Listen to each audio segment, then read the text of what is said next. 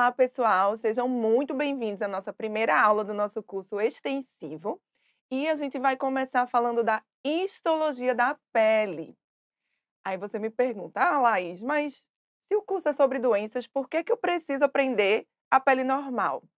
E eu digo que é muito simples, porque para a gente conseguir reconhecer o que está alterado naquele tecido, a gente precisa primeiro ter a referência do que é o normal, né. Então muitas vezes vocês ficam querendo nas questões que tem uma setinha apontando a alteração, e eu digo que o melhor sinal da seta que tem, é vocês terem na mente de vocês como é aquele tecido normal, porque o que tiver alterado vai chamar muito mais atenção e vocês vão conseguir saber onde está a alteração.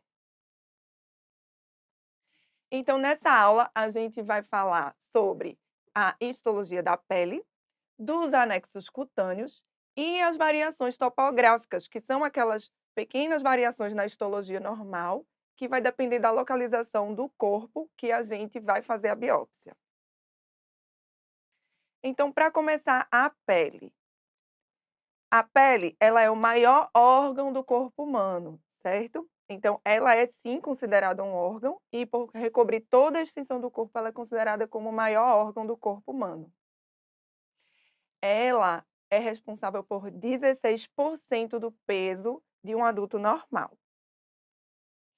Quais são as funções da pele? Então, a pele tem inúmeras funções. A gente vai destacar aqui algumas, como a homeostasia, defesa contra agressões físicas, químicas e biológicas, e ela também é considerado um grande órgão sensorial.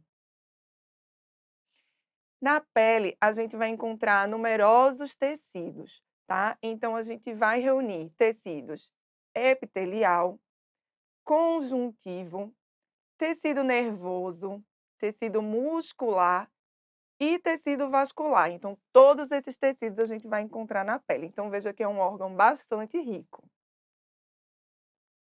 E, como eu falei para vocês, a gente vai ter uma variação regional de espessura e de quantidade de anexos, que são as variações histológicas que a gente vai encontrar, dependendo do local que você vai biopsiar. Então, isso é importante para a gente não considerar aquilo como uma alteração patológica. A gente saber exatamente qual é o local da biópsia, ter as variações esperadas na nossa mente, para a gente não considerar aquilo como uma alteração patológica e perder algum diagnóstico, ok? E a pele, ela é dividida em epiderme, derme e o tecido celular subcutâneo, vamos deixar claro aqui, não é considerado uma parte da pele, tá? É considerado a parte, né? Partes moles, mas como as doenças do tecido celular subcutâneo, elas refletem na pele e são estudadas pela dermatologia, então a gente estuda também aqui essas doenças como sendo da pele. Então aqui para vocês, coloquei uma imagem para a gente já ir se acostumando com essa imagem da pele normal. Então aqui em cima a gente tem a epiderme, nessa parte a gente tem a derme, né, logo abaixo da epiderme, com todos os seus anexos. E abaixo da derme a gente vai ter aqui o tecido celular subcutâneo. Vamos falar um pouquinho da embriologia da pele. Então, as estruturas epiteliais encontradas na pele, elas vêm da ectoderme, são originadas desse folheto, da ectoderme. Já a neuroectoderme vai originar os melanócitos, os nervos e os receptores sensoriais. A mesoderme vai dar origem aos fibrócitos, os adipócitos, os vasos e os músculos, tá? Então, vai ser todo aquele tecido de sustentação. Os tecidos mesenquimais vêm da mesoderme. E a medula óssea vai dar origem a algumas células que são células que são sanguíneas, mas são residentes na pele. Então, a gente tem também esse tipo de célula na pele, como as células de Langerhans, que são apresentadoras de antígenos, os macrófagos e os mastócitos, além de algumas outras células também. Então, aqui é um esqueminha da embriologia, como se origina a pele. Então, no início, a gente vai ter células indiferenciadas aqui na região da epiderme, apenas uma camada.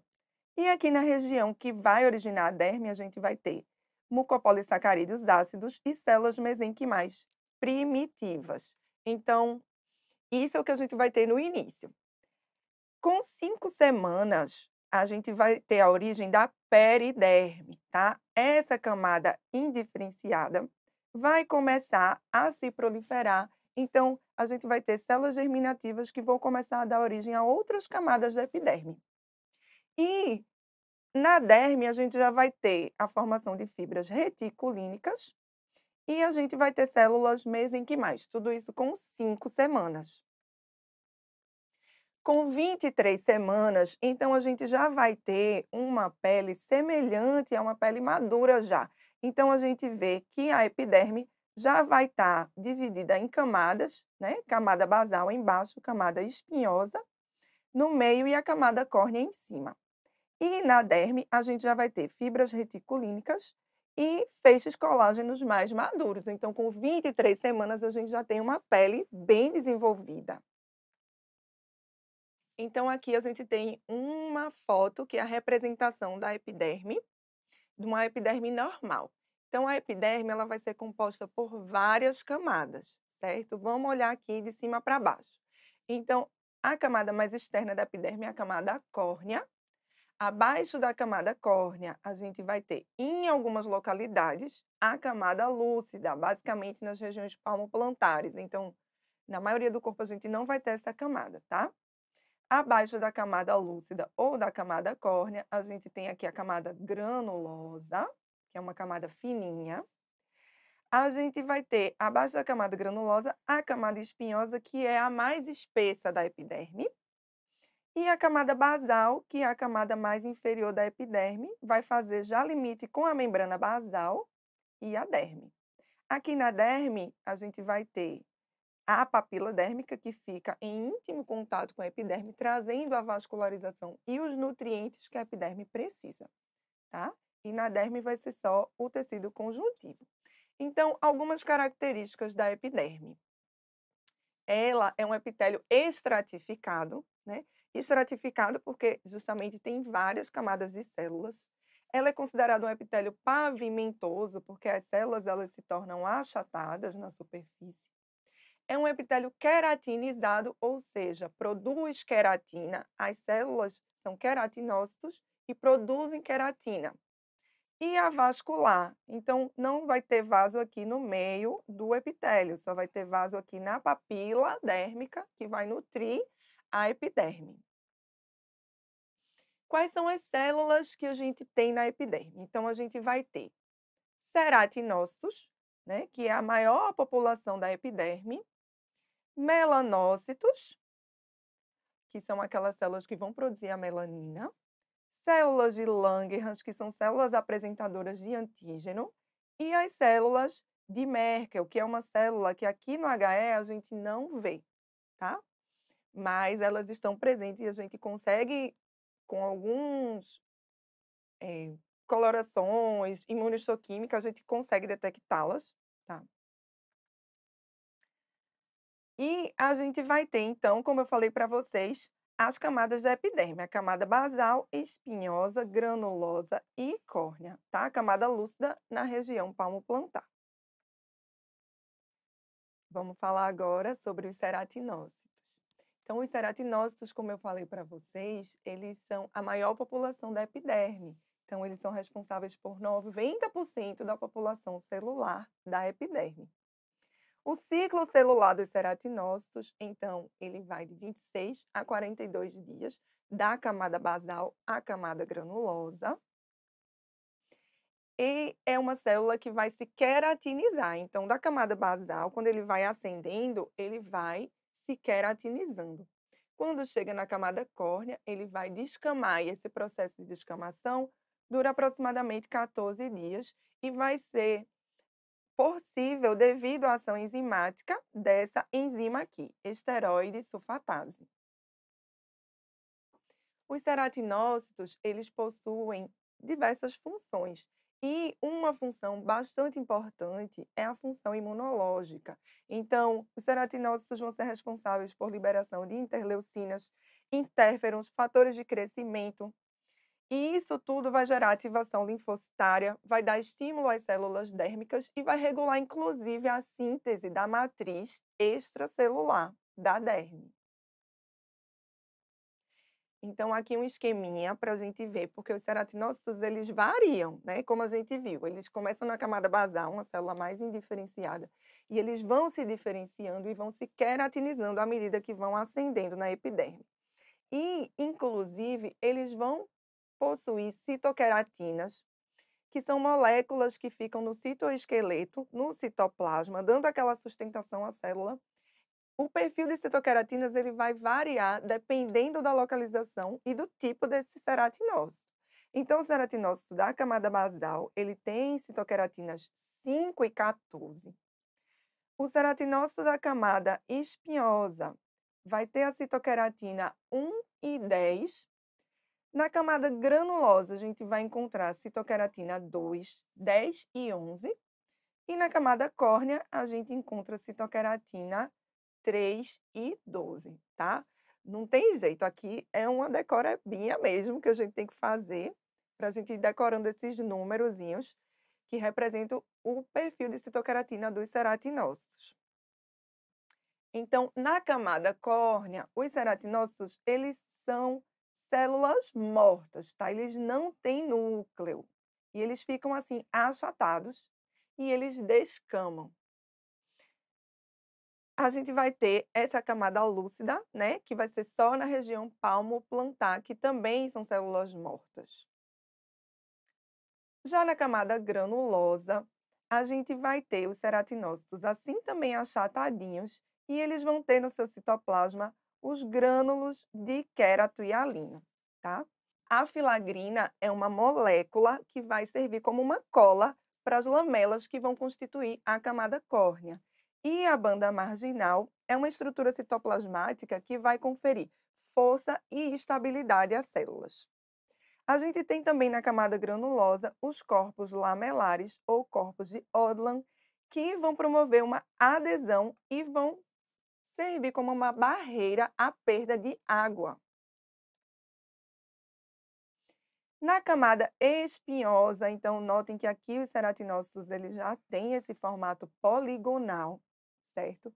E eu queria destacar para vocês aqui as pontes intercelulares, que são os desmossomos, né? Os desmossomos, eles são moléculas de adesão entre os ceratinócitos e eles possuem umas moléculas chamadas caderinas, que são desmogleínas e desmocolinas, são tipos de caderinas que estão no desmossomo, promovendo essa adesão entre as células.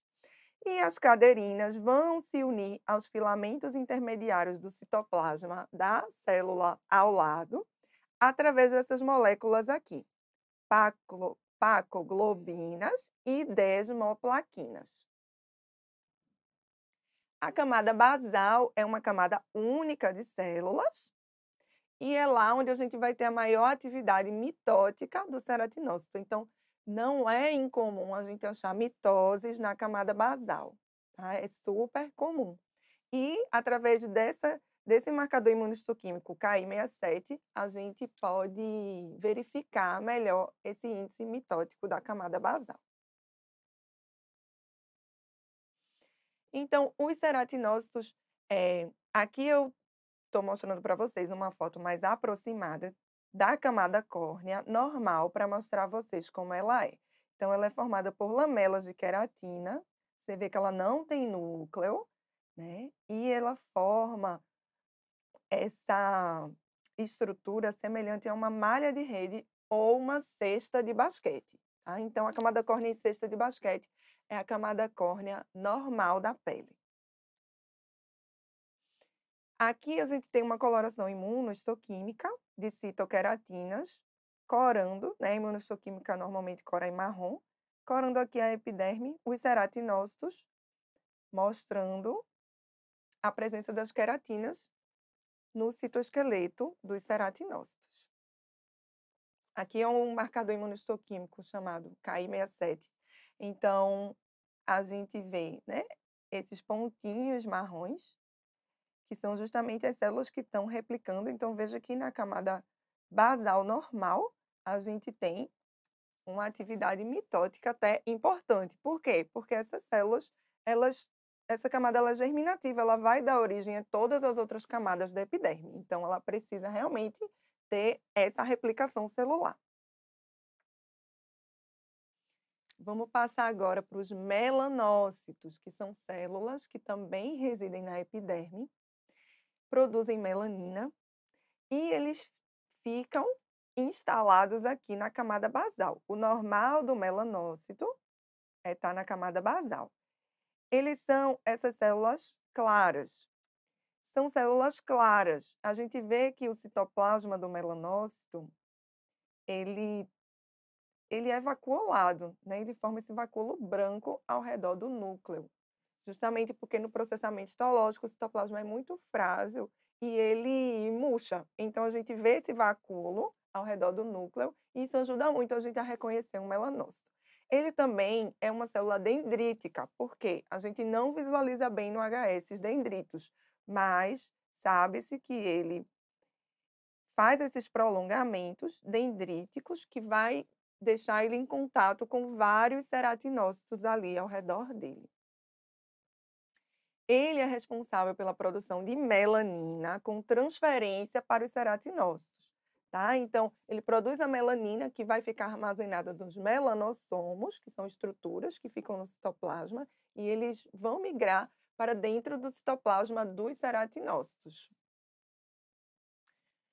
Então, normalmente, isso vai variar, gente, de acordo com a localização, né, que a gente está vendo daquela biópsia, isso vai variar, mas uma média, a gente encontra um melanócito para cada 10 ceratinócitos, tá? Isso é um padrão que a gente usa para saber se está aumentado, se está diminuindo o número de melanócitos naquela amostra, mas isso varia bastante, isso é uma média. Então, como eu falei, ele vai ter uma densidade variável conforme a localização. E a exposição solar, ela vai ter um efeito nesses melanócitos. Se for uma exposição solar única, né, quando a gente vai para a praia, que a gente se queima, a gente vê que a gente fica mais moreninho, né? Então isso se deve ao quê? Ao aumento da função daqueles melanócitos que já existem na pele. Não vai ter um aumento do número de melanócitos, é um aumento da função. Já se for uma exposição solar contínua, né, aquelas pessoas que vão sempre à praia, que está sempre bronzeado, então a gente vai ter um aumento do número dos melanócitos. E a diferença racial, o que é que ela quer dizer? Pessoas mais negras, né, ou pessoas mais brancas. Não é que aquela pessoa que tem a pele mais escura, ela vai ter mais melanócito, não. Ele vai ter uma maior produção de melanina pelos melanócitos, vai ter melanossomos maiores, né, que são aquelas estruturas que armazenam a melanina, então os melanossomos vão ser maiores e vão ser mais resistentes, mas o número de melanócitos, ele não varia muito de uma pessoa mais escura para uma pessoa mais clara, e sim a sua função. Falando um pouquinho da embriologia agora dos melanócitos. Então, os melanócitos eles vêm da crista neural, né, e eles migram. Eles migram para a epiderme, migram para o folículo piloso, para a aracnoide, para o olho aqui, retina, coroide e íris, e a gente pode encontrar também em outros sítios melanócitos, então na membrana mucosa, na orelha interna, no mesentério, que às vezes até a gente assusta com um melanoma surgindo desses locais, porque a gente acha que não tem melanócito ali, mas na verdade tem. E é uma distribuição crânio-caudal, né, dessa migração desses melanócitos, a partir da 8ª semana. E no final do 3º mês, esses melanócitos já começam a produzir melanina. Aqui a gente tem uma representação, né, dessa unidade epidermomelânica, onde eu tenho a relação do melanócito com os ceratinócitos ao redor. Então você veja que aqui eu vejo que elas são células dendríticas, né, tem esse prolongamento citoplasmático, e aí vai produzir a melanina, que vai ficar armazenada nos melanossomos e fica no citoplasma do ceratinócito. Então a melanina, normalmente ela está dentro do melanócito? Não, normalmente ela está dentro do ceratinócito, tá? Aqui, então, a gente está vendo, ó, isso aqui é uma coloração, é uma marcação imunohistoquímica, tá? Isso aqui não é o HE. Pode ver que a gente está vendo aqui um fundo azul, que normalmente no HE a gente tem um fundo rosa, né, e roxo. Então isso aqui é uma marcação imunohistoquímica, marcando os melanócitos. Então você veja que os melanócitos eles estão aqui na camada basal. Aqui eu, né, dá até para ver um pouco esses dendritos dos melanócitos, e a gente tem alguns marcadores que são melhores para a gente ver melanócito. Então, na imunohistoquímica, a gente vai ter o S100, HMB45, MELA-A e SOX10. A gente pode fazer uma coloração especial para o pigmento melânico, que é o Fontana Masson e a prata argenta afim. Então, muito cuidado aqui, porque às vezes a gente confunde. Essa coloração especial é para o pigmento melânico, não é para o melanócito. O pigmento melânico vai estar onde? No ceratinócito, né? Não está no melanócito. Então, para a gente ver o melanócito, a gente vai fazer a imunohistoquímica com esses marcadores aqui. A célula de Merkel. Então, como eu falei para vocês, a célula de Merkel é uma célula que ela normalmente não é visível no HE.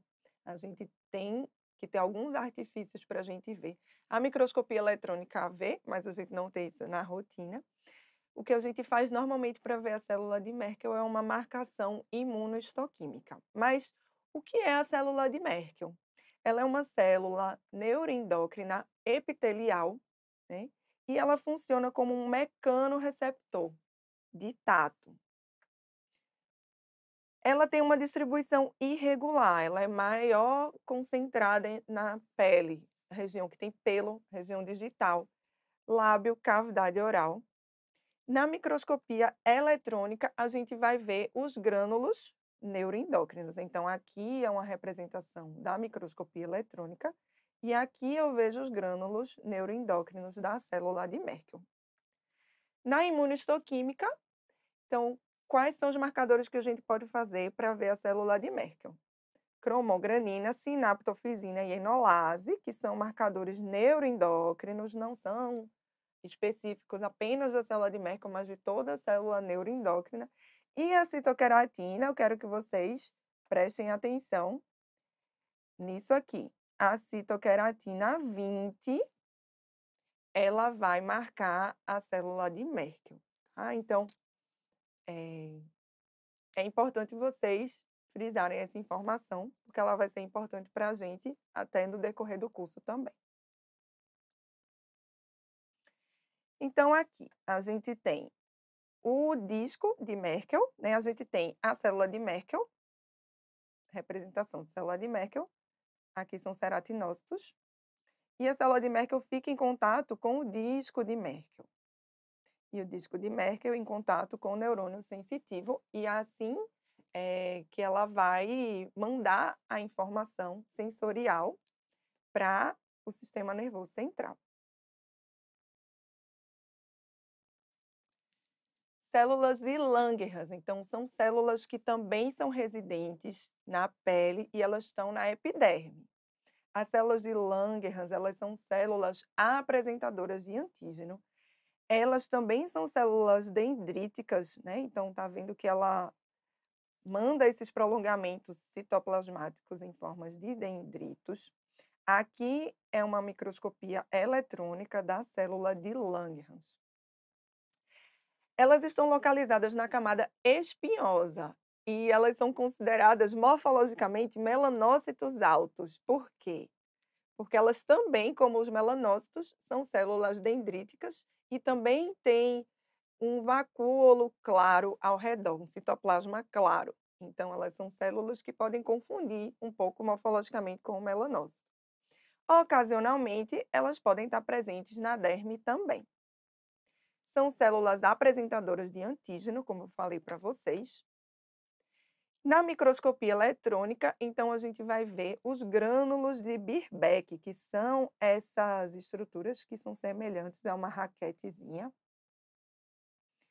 e que são específicos da célula de Langerhans na microscopia eletrônica. A imunistoquímica mais específica para a célula de Langerhans é o CD1A. E ela também tem uma variação. Com a exposição solar, ela diminui o número de células de Langerhans e o uso de corticosteroides também vai diminuir a quantidade de célula de Langerhans. Já o aumento dessas células pode ser visto no contato alérgico e também na micose fungoide. Vamos passar agora para a membrana basal. A membrana basal é uma membrana que vai separar a epiderme da derme. Ela vai ficar apoiando aqui a epiderme, a camada basal, certo? E vai fazer essa separação da epiderme para a derme. No HE, a gente não vê muito bem a membrana basal, tá? Mas eu já te digo que ela é uma estrutura altamente complexa, formada por várias camadas e várias moléculas. E é importante a gente conhecer isso, até porque em algumas aulas que vão ser mais para frente, principalmente a aula de dermatites bolhosas, a gente vai precisar conhecer exatamente toda a estrutura da membrana basal. No HE, então, a gente não vê muito, né? Vocês estão vendo aqui que a gente não visualiza bem a membrana basal. Mas aqui eu trouxe um esqueminha para vocês dessas camadas da membrana basal, que é importante a gente ir se familiarizando. A gente vai voltar nisso na aula de bolhosas, mas é importante a gente já ir se familiarizando com isso e já ir memorizando algumas coisas. Então, de cima para baixo, a gente vai ter a estrutura da membrana basal. Essa estrutura de adesão da epiderme com a derme, ela vai começar pelos ceratinócitos da camada basal, tá? Então, os ceratinócitos da camada basal vão ter os filamentos intermediários citoplasmáticos, que vão se aderir à membrana plasmática desses ceratinócitos. A gente vai ter umas moléculas que são chamadas hemidesmossomos, que vai fazer a adesão dos filamentos intermediários do citoplasma dos ceratinócitos, né, às outras camadas da membrana basal. Tem essas duas moléculas que são importantes dos hemidesmossomos, que é o antígeno do pemphigoide bolhoso 1 e 2. Abaixo disso, a gente vai ter a lâmina lúcida. E na lâmina lúcida, a gente vai encontrar os filamentos de ancoragem, além de várias outras moléculas. Uma molécula importante da lâmina lúcida é a laminina 5 ou epiligrina. Abaixo da lâmina lúcida, a gente vai ter a lâmina densa, né, que é formada pelo colágeno tipo 4. E abaixo da lâmina densa, a gente vai encontrar as fibrilas de ancoragem, que são formadas por colágeno tipo 7. Aqui é uma coloração de PAS, que é uma coloração que ajuda a gente a visualizar a membrana basal, então ela destaca a membrana basal, que no HE a gente não vê bem, né? E aqui é uma marcação de imunofluorescência, marcando o antígeno do pemphigoide bolhoso 1 e 2. Então faz essa marcação fluorescente verde. E como esses antígenos ficam na membrana basal, então você vê que a membrana basal está bem destacada. Aqui em cima é a epiderme e aqui embaixo é a derme. Vamos começar agora a falar da derme, né? Então, a gente já entendeu tudo da epiderme e agora a gente vai passar para a camada inferior, que é a derme. A derme, ela tem uma espessura maior do que a epiderme e ela se subdivide em dois tipos principais, que é a derme adventícia e a derme reticular. A derme adventícia, ela vai ser encontrada na derme papilar e na derme também ao redor dos anexos. A derme, então, ela vai ter vários elementos que são não epiteliais. Entre eles, a gente vai encontrar fibras colágenas, fibras elásticas, glicosaminoglicanos ou mucopolissacarídeos, que vão formar a substância fundamental amorfa, que vai dar a sustentação do tecido. A gente tem fibroblastos, macrófagos, células dendríticas, mastócitos, nervos, vasos. Então, a gente vai ter vários componentes não epiteliais na derme. Além disso, a gente vai ter também na derme os anexos cutâneos, que são super importantes para a gente, né? Então, quais são os anexos cutâneos? São basicamente as unidades pilosebáceas, as glândulas apócrinas e écrinas, e eles vão ser responsáveis pela formação de pelos, controle de temperatura e renovação epitelial. Abaixo da derme, a gente vai encontrar a hipoderme ou tecido celular subcutâneo, que, como eu comentei com vocês, não é considerado parte da pele, mas a gente estuda ele porque ele é super importante e as doenças do subcutâneo têm reflexo na pele, então a gente considera tudo um combo, mas é importante vocês lembrarem que o subcutâneo ele é a parte da pele. Aqui, então, eu tenho um esqueminha, né, representando a derme. Então, a epiderme, ela está aqui de preto. Abaixo da epiderme, eu vou ter a derme papilar, tá? A derme papilar, ela vai da epiderme até o plexo vascular superficial. É o que delimita a derme papilar. E juntando a derme papilar com a derme perianexial, a gente tem a derme adventícia. Abaixo da derme papilar, a gente vai ter a derme reticular. Então, vamos falar um pouquinho sobre as fibras colágenas que a gente encontra na derme. Então, na derme papilar, a gente tem um colágeno que ele é mais delicado, né? O colágeno tipo 3, que está presente aqui na derme papilar. Elas são fibras colágenas mais delicadas. E na derme reticular, a gente vai ter o colágeno tipo 1, que é um colágeno mais espesso, tá? E essas fibras colágenas da derme reticular, elas são fibras que se dispõem aleatoriamente na derme, né? Elas se entrecruzam e elas são aleatórias. Então, a derme papilar, colágeno tipo 3, e a derme reticular tem o colágeno tipo 1. Passando agora para as fibras elásticas. Então, são fibras que normalmente a gente não vê também no HS. Se a gente está vendo, é porque ela está alterada. Mas a gente tem algumas colorações especiais que ajudam a gente a detectar as fibras elásticas.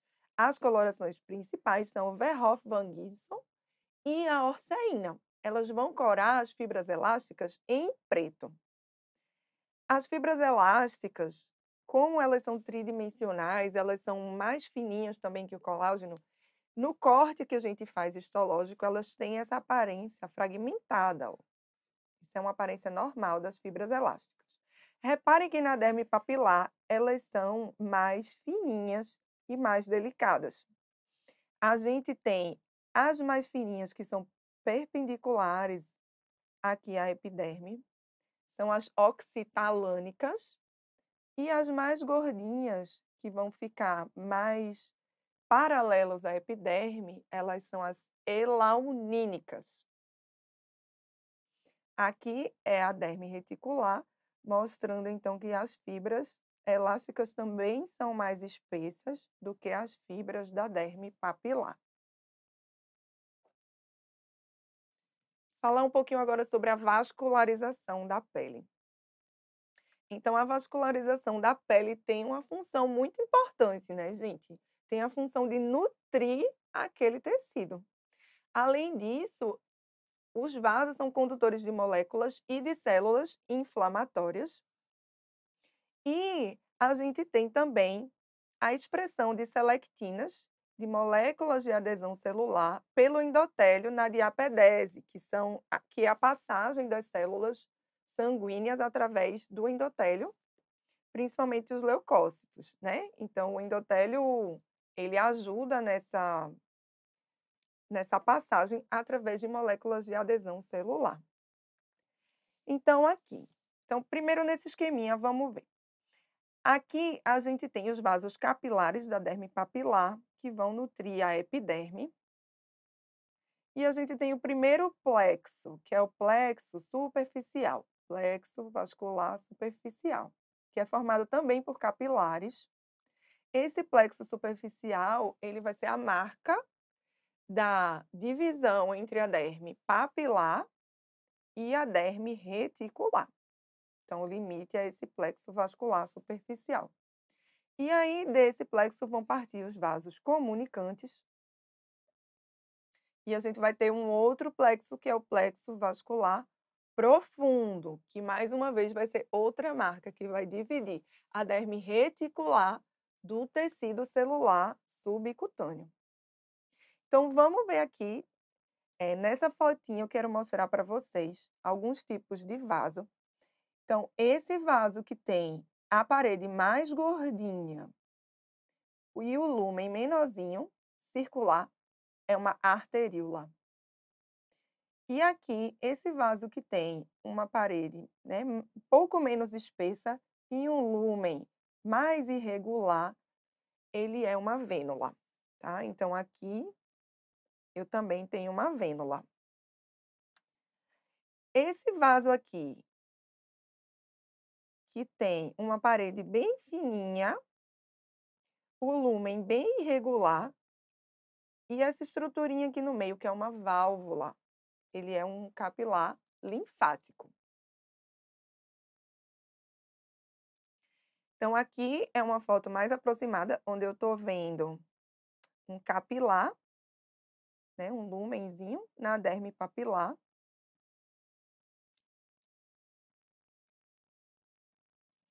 E as células glômicas. O que são células glômicas? São células que vão estar presentes em algumas localizações, não são em todas as localizações da pele que a gente encontra. São células que têm uma característica de shunt arteriovenoso. E elas também participam da termorregulação. Elas são muito presentes na região digital. Então, são células que a gente encontra ao redor do lumen vascular, a gente encontra essas células perivasculares, que têm uma função contrátil. Elas são consideradas um tipo de célula muscular lisa. Tanto que na imunistoquímica, elas vão marcar a actina de músculo liso. Então, como elas têm essa função contrátil, elas conseguem fazer esse shunt arteriovenoso e também conseguem controlar a temperatura e fazer a termorregulação. Passando agora para o sistema nervoso, né? Então, na pele, a gente vai ter alguns tipos de inervação. Então, começando pelo sistema nervoso somático ou sensorial da pele. É um sistema que ele vai participar ali do plexo neurovascular, então aquele plexo vascular que eu mostrei a vocês também vai correr nervos ali junto, então a gente chama de plexo neurovascular. E a gente vai ter também as terminações nervosas livres. Então, veja só, aqui da medula, né, da parte posterior, que é a sensitiva, vai sair fibras não mielinizadas, desmielinizadas, que vão dar origem às terminações nervosas livres, que podem estar associadas tanto ao folículo piloso, quanto não associadas ao folículo piloso, ok? A gente vai ter também, fazendo parte do sistema sensorial da pele, os receptores especializados, que são os órgãos terminais. Então, a gente vê que parte aqui também da medula, dessa vez fibras mielinizadas, que vão chegar aqui no corpúsculo de Meissner, que é um corpúsculo que fica bem superficial, que lhe dá o tato superficial, né, aqui na derme papilar, e o corpúsculo de Pacini, que é um corpúsculo que detecta uma pressão, uma coisa mais profunda, um estímulo mais profundo. Então, são considerados órgãos terminais receptores especializados da pele. E a gente vai ter o sistema nervoso autônomo, que é o sistema nervoso motor. Esse sistema nervoso motor, ele vai chegar aqui, né, sair daqui da parte anterior da medula, e as fibras colinérgicas, elas vão inervar aqui a glândula écrina. As fibras adrenérgicas, elas vão estar nos vasos, nas arteríolas também, digo, nas arteríolas, nas glândulas apócrinas e no músculo eretor do pelo, tá? Então, o sistema nervoso autônomo motor vai inervar vasos sanguíneos, músculo piloeretor, glândulas apócrinas e équinas. As glândulas sebáceas aqui, elas não apresentam inervação. Elas são dependentes de estímulo hormonal e não de estímulo nervoso. Estou mostrando aqui para vocês um filete nervoso. Então, ele é uma estrutura, dependendo do corte, se a gente corta ele longitudinal ou transversal, ele pode ser ou circular ou alongado, tá? Então, aqui é um corte transversal, então você vê que ele é uma estrutura circular. Aqui em volta dele a gente vai ter o perineuro e no meio a gente vai ter o endoneuro. A gente vê que o filete nervoso ele tem uma população celular dentro dele. Então, a gente tem as células de sustentação, que são as células de Schwann. Elas são células alongadas e são células com núcleo, por vezes, ondulado, tá? Então, dependendo do corte, a gente consegue ver ela mais alongada ou a gente pode ver só o pontinho do núcleo, é como se aquele núcleo estivesse olhando para a gente de frente, sabe? Então, a gente pode ver ele só uma bolinha. E a gente vai ter também os axônios, tá? Os axônios são esses pontinhos com esse halo claro ao redor, que é a bainha de mielina. Mais uma vez, a representação do filete nervoso, então ele aqui pequenininho, ele aqui mais ampliado. Então, destacando aqui essas células, que são células de Schwann, estão destacadas em verde, e você vê que elas têm um contornozinho ondulado. E aqui é uma representação longitudinal, mostrando células de Schwann, com os núcleos fusiformes e ondulados, e esses prolongamentos eosinofílicos, que são os axônios.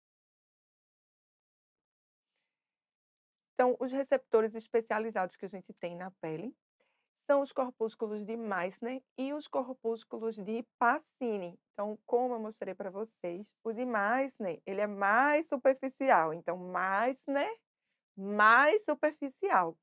Ele fica juntinho aqui da epiderme, na derme papilar. Ele é responsável por esse tato, né, essa sensação mais delicada.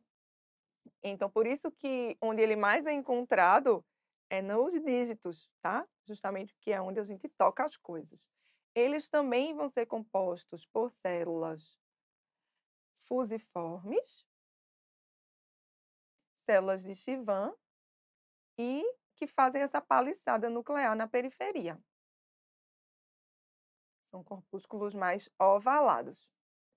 E a gente tem os mais profundos, que são os corpúsculos de Pacini, que vão dar a sensação de pressão, que são essas estruturas, que é essa estrutura, também composta de células fusiformes, que se dispõem nessa conformação concêntrica, né? Lembrando uma casca de cebola, por exemplo. E aí a gente pode usar também a imunistoquímica para ajudar a gente a ver melhor o sistema nervoso. E aí o marcador melhor para os filetes nervosos é o S100. Então, o S100 vai marcar aqui, marcou bem o filete nervoso, e aqui marcou bem o corpúsculo de Meissner.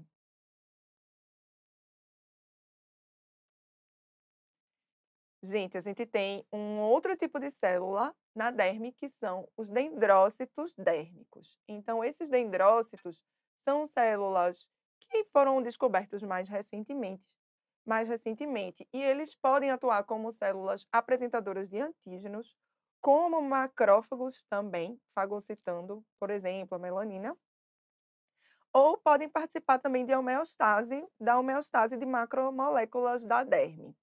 E, eles, em algumas situações, em algumas neoplasias, eles podem estar também aumentados. A gente tem uma imunohistoquímica que ajuda a gente a visualizar os dendrócitos dérmicos, que é o fator 13A, que está corando aqui essas células em marrom. São células dendríticas também. Gente, vamos entrar agora num assunto muito importante, que são os anexos cutâneos. E a gente vai começar falando dos folículos pilosos. Então, vamos começar pela embriologia do folículo piloso. No terceiro mês, ele vai surgir, né, com uma distribuição céfalo-caudal. Então, no início, a gente vai ter a epiderme e vai ter um agregado de células mesenquimais que vão se localizar ali pertinho da epiderme, vai mandar informações, sinais citoquímicos para a epiderme. E aí essa epiderme vai começar a se diferenciar, tá? E ela vai se diferenciar numa massa de células, essa massa aqui, com paliçada nuclear na periferia. Como é que eu chamo essa massa de células? A gente chama de tricoblasto ou broto epitelial primário, tá? Então, o tricoblasto, ele vai se diferenciando cada vez mais e vai formando esse cordão celular aqui. E as células mesenquimais vão continuar sempre aqui em íntima relação com o tricoblasto, tá? Depois, com o passar da diferenciação, esse cordão de células epiteliais vai formando uma concavidade e vai englobando essas células mesenquimais, que é o que vai dar origem à papila folicular. E ao lado desses cordões vão surgir algumas protuberâncias de células. A protuberância mais inferior vai dar origem à inserção aqui do músculo eretor do pelo, ou bulge folicular, é onde vai ficar as células tronco. E essa protuberância aqui, mais acima, vai ser a futura glândula sebácea. A gente vai ter depois uma outra protuberância mais acima ainda, que vai dar origem à glândula apócrina.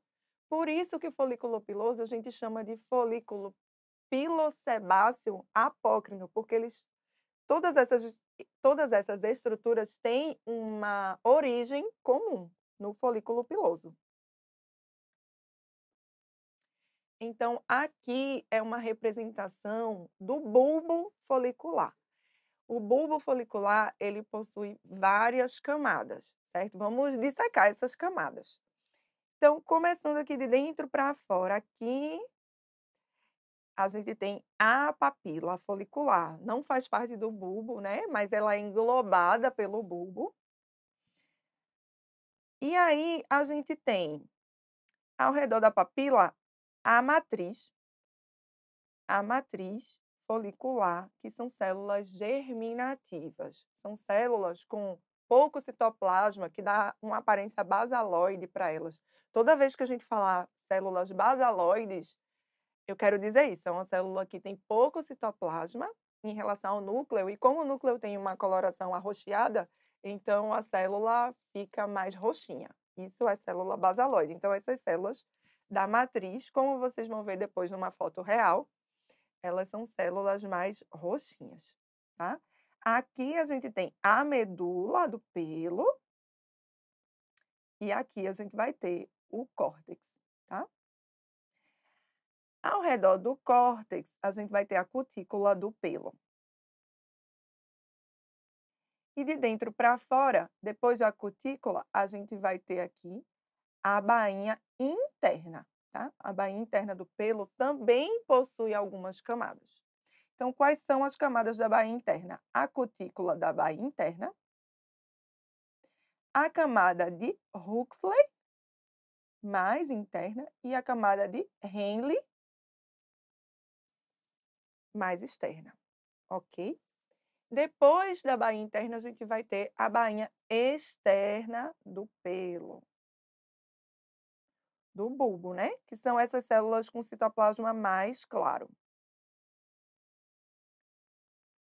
E aí a gente vai ter uma membrana basal e uma bainha fibrosa rodeando toda essa estrutura do bulbo.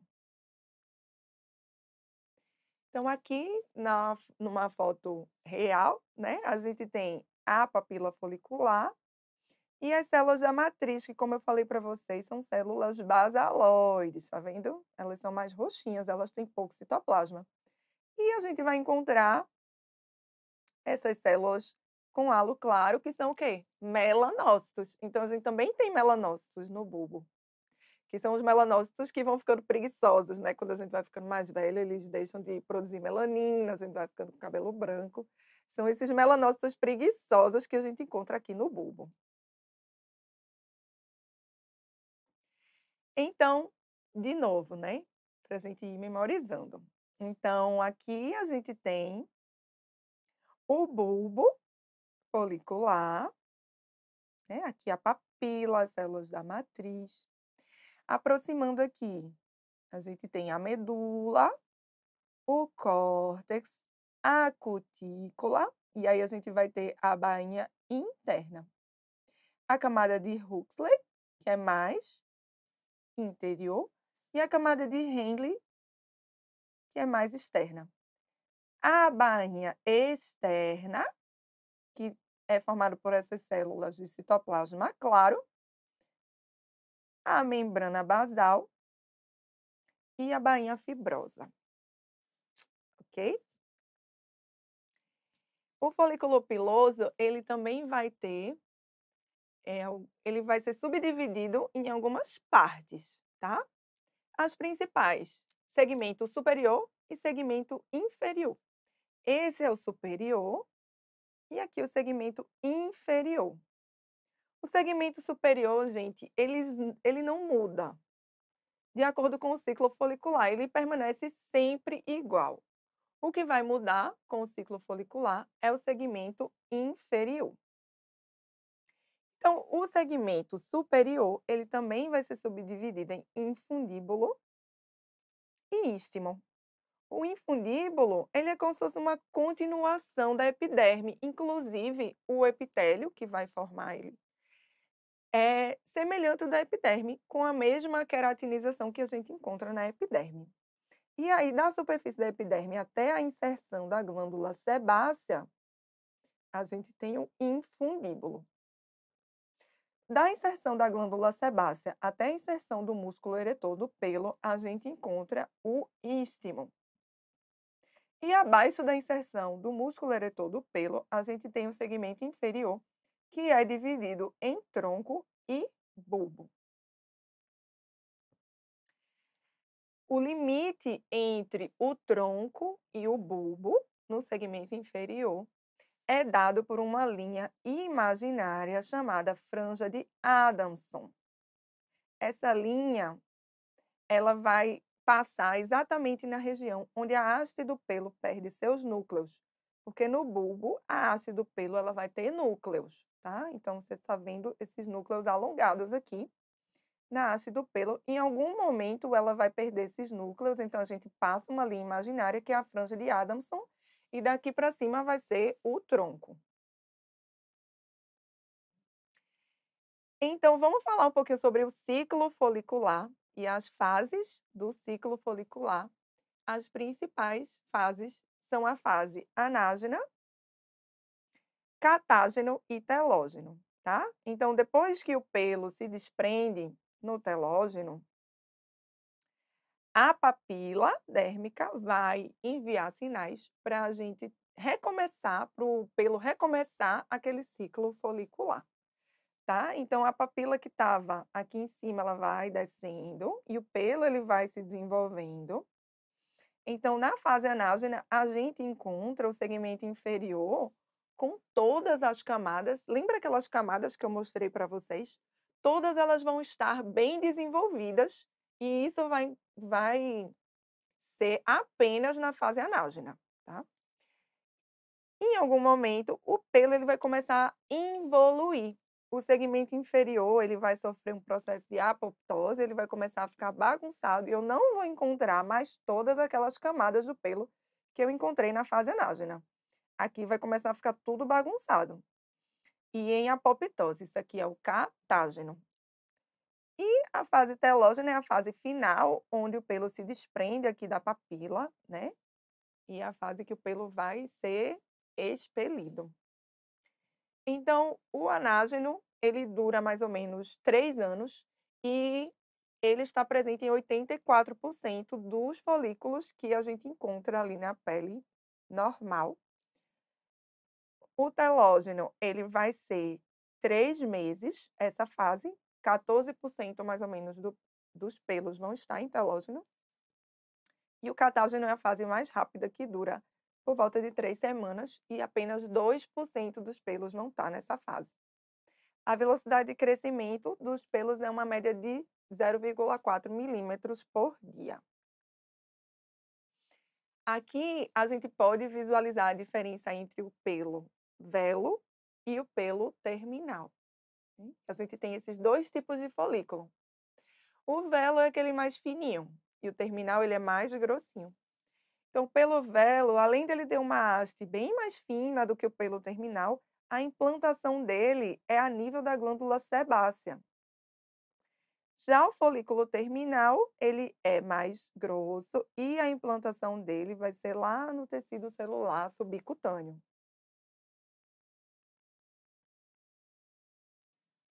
Então, aqui vamos tentar caracterizar nessas 3 imagens em qual fase está esse folículo.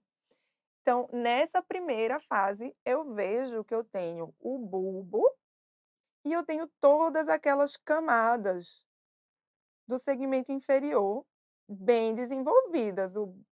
A gente tem bainha interna, bainha externa. Então, isso aqui é a fase anágena. Aqui nessa segunda imagem, eu vejo que o segmento inferior ele tá meio bagunçado, né? Compara com essa outra imagem. A gente tem realmente uma super diferença. Eu não tenho mais as camadas bem desenvolvidas.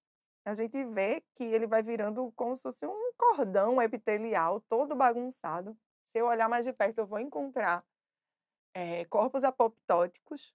Então, isso aqui é o catágeno. E aqui eu já tenho totalmente regredido o segmento inferior do pelo, né? Eu tenho apenas uma estruturazinha atrófica, que é o que sobrou daquele meu segmento inferior.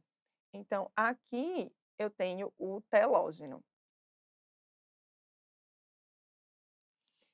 Então, essa é uma representação do istmo do pelo. Lembra que eu disse a vocês, o istmo ele vai desde a inserção da glândula sebácea até a inserção do músculo piloeretor, onde eu vou ter a região do bulge. E aí, no istmo, o que é que vai acontecer com a minha bainha interna e a minha bainha externa? A bainha interna, ela vai sofrer um processo de descamação. E a bainha externa, ela vai sofrer um processo de queratinização. Lembra que no segmento inferior, a bainha externa era formada por aquelas células de halo claro, de citoplasma claro? Então, quando chega na região do istmo, o citoplasma das células vai ficar eosinofílico, róseo, né? E vai sofrer uma queratinização, que é uma queratinização que a gente chama triquilemal, onde a queratina formada vai ser compacta e eu não vou ter camada granulosa. Diferente da epiderme, que a queratina é o quê? lamelar e eu tenho camada granulosa. Passando agora para as glândulas sebáceas, também são glândulas super importantes, né? E elas são glândulas que participam na produção de lipídios, fosfolípides, ésteres de colesterol, sebo. Elas têm um tipo de secreção que a gente chama holócrina. O que significa isso? Na secreção holócrina, a glândula ela é secretada, o citoplasma da célula ele sai junto com a secreção da glândula, tá? Então, a célula ela vai junto com a secreção, ela vai totalmente, por isso que a gente chama de holócrina. Ela é uma glândula dependente de hormônios, que são basicamente hormônios andrógenos, e ela está presente em grande quantidade na pele da face e do couro cabeludo. Então, isso é importante também a gente saber para a gente não estar, de repente, interpretando aquele aumento de glândula sebácea como uma hiperplasia ou uma neoplasia. Se a gente tiver nessas localizações, a gente já sabe que ela vai estar realmente mais aumentada. E a glândula sebácea, ela é ausente na região palmo-plantar, certo? Então, nessas localizações, a gente não tem glândulas sebáceas. E a gente tem alguns tipos especiais de glândulas sebáceas. Então, normalmente, a glândula sebácea ela é encontrada associada ao folículo piloso, tá? Lembram da embriologia, que tem uma daquelas protuberâncias que vai originar a glândula sebácea? Mas a gente tem em algumas localizações do corpo, glândulas sebáceas não associadas aos folículos pilosos. Então, a gente tem aqui a glândula Fordyce, que elas são encontradas no lábio. A gente tem as glândulas de Meibomian, que são encontradas na pálpebra. A gente tem também as glândulas de Montgomery, que são encontradas na areola. E a gente também tem glândulas especiais nos pequenos lábios e na face interna do prepúcio. Então, nessas localizações, as glândulas sebáceas não estão associadas aos folículos pilosos.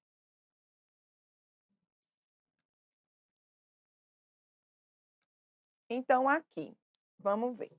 A gente tem aqui uma representação da glândula sebácea, né? Então, você vê que a gente tem aqui os lóbulos. E a glândula sebácea, ela desemboca no folículo piloso. Aqui a gente tem mais de perto uma representação do ducto da glândula sebácea. Então, vê só. Esse ducto ele vai ser preenchido por material sebo, queratina, né? O epitélio do ducto ele é um epitélio escamoso e ele forma essa cutícula eosinofílica que a gente tem aqui, certo? A gente tem uma cutículazinha eosinofílica revestindo o ducto.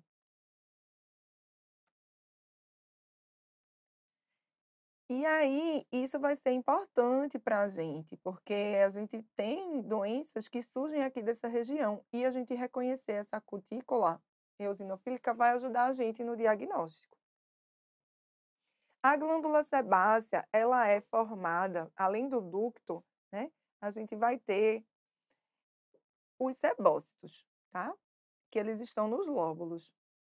Então, os sebócitos, eles são células com citoplasma claro e microvacuolizado, porque ele vai ter gordura sebo no citoplasma, então dá esse aspecto espumoso. E além dos sebócitos, a gente vai ter, né, essa é a porção secretora da glândula, a gente vai ter uma camada germinativa que é formada por uma única camada de células mais basaloides e menos diferenciadas na periferia do lóbulo.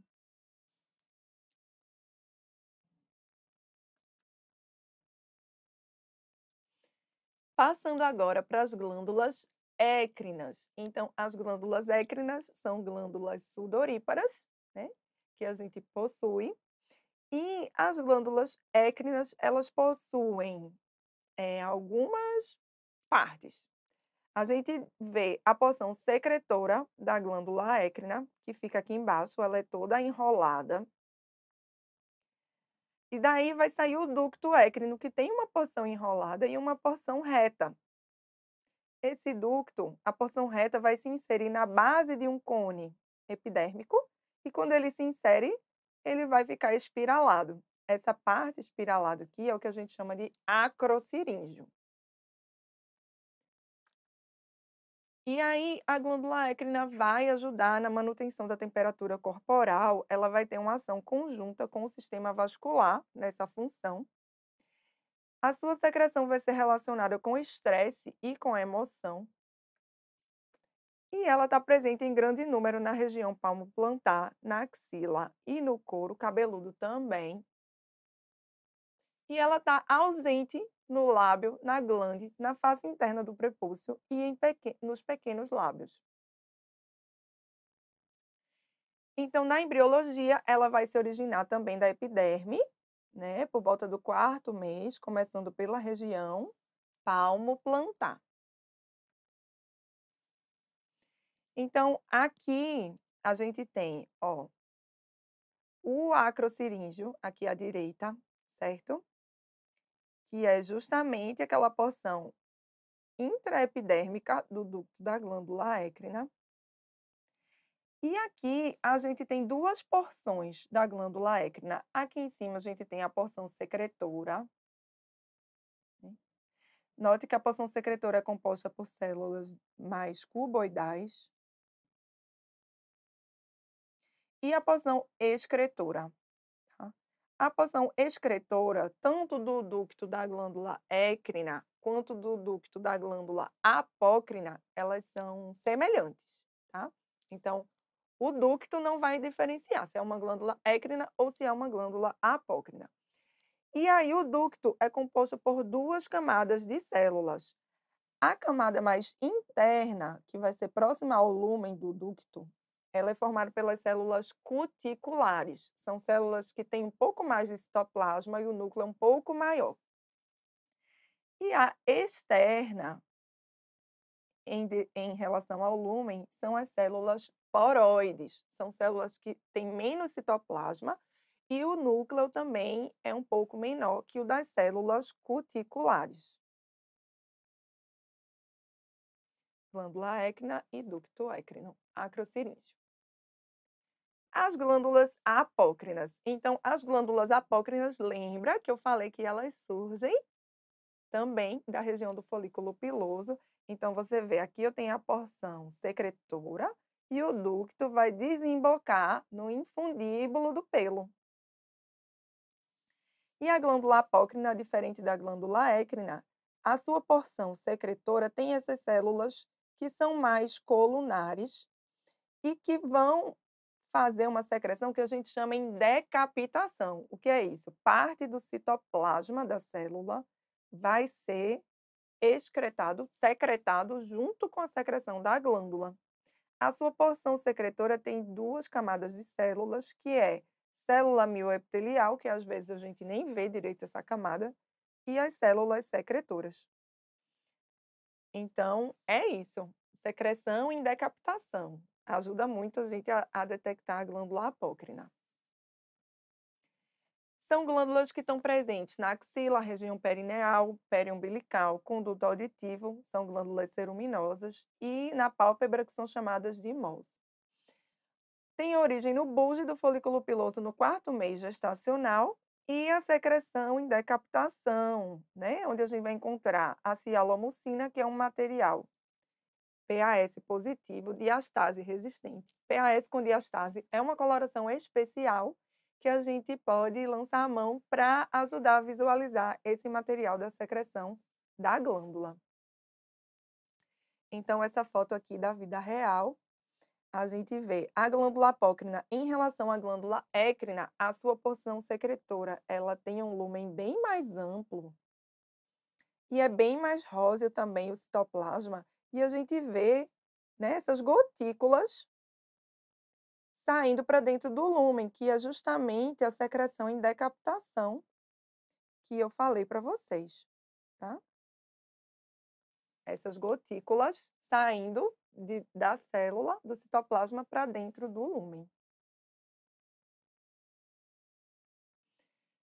Última parte da aula, vamos falar sobre as variações topográficas. Que é isso? Significa que a pele, dependendo da localização do corpo, ela vai ter algumas características diferentes.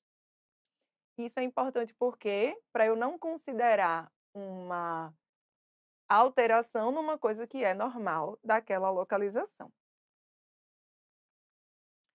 Então, né, aqui na pálpebra, a gente vai ter uma pele que a gente vai ter uma derme bem fininha, ó. Né? A gente tem uma pele fina aqui nessa região. Então, não é uma pele atrófica, é uma pele fina, é o normal dessa região. Na axila, eu vou encontrar glândulas apócrinas. No couro cabeludo, eu vou ter maior quantidade de pelos terminais. Aqui no nariz, eu vou encontrar um número maior de glândulas sebáceas. No dorso, eu tenho uma derme muito mais espessa, né? Uma derme reticular muito mais espessa. Aqui na palma, eu vou ter uma epiderme mais espessa. Ó, camada córnea muito mais espessada, camada espinhosa também, né? Pele acral, uma epiderme muito mais espessa. Então, aqui mostrando a pele acral, você vê que a camada córnea ela é mais compacta, ela é mais espessada, a camada granulosa também. Camada espinhosa também. Então, normalmente, eu acho que eu não falei isso para vocês ainda, mas normalmente a camada granulosa normal, ela varia de 1 a 3 camadas de células, tá? Exceto na pele acral, que ela pode ter muito mais. E a camada espinhosa normal, ela varia numa espessura de 5 a 10 células. Camadas de células. Na pele acral, posso ter muito mais que isso. Aqui também uma característica da pele acral, que é o corpúsculo de Meissner, né? Que é aquele do tato. A pele nasal, então, eu vejo que eu tenho um grande número de glândulas sebáceas. A pele da perna, então, é uma pele onde eu posso ter uma proliferação de vasos mais aumentados, né? Assim, um número de vasos, um número maior de vasos. Essa proliferação vascular ela pode acontecer na pele da perna. Na axila, então, na axila vou ter as glândulas apócrinas. Lembra que eu falei que tem um lúmen maior, né? Essa secreção em decapitação. No dorso, é uma derme muito mais espessa. Normal para essa pele. E na mucosa, eu vou encontrar um epitélio não queratinizado, né? Eu não tenho uma queratinização completa como eu tenho na pele. Então, você vê que não tem camada granulosa e também não tem camada córnea.